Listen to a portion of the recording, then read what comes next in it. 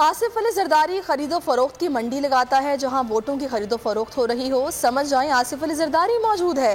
شیخ رشید نے اسلام آباد میں میڈیا سے گفتگو میں کہا کہ پرویز الہی تحریک انصاف کے نام پیداوار ہیں اور پرسوں پرویز الہی وزیر اعلیٰ کا حلف اٹھائیں گے. شیخ رشید نے کہا قاف لیگ سے پرانے تعلقات ہیں, چودھری شجاعت حسین سے بات کروں گا. سابق وزیر داخلہ نے کہا کہ اوورسیز پاکستانیوں کے ووٹ پر حکومت تاخیری حربے استعمال کر رہی ہے. ہم اوورسیز پاکستانیوں کو ووٹ کا حق دلائیں گے. آصف زرداری تو فروخت کی منڈی لگاتا ہے, جہاں ووٹ بک رہی ہو, خریدی ہو, جا رہی ہو, آپ یہ سمجھ لیں کہ آصف زرداری وہاں ڈالروں سمیت اور پیسوں سمیت موجود ہے.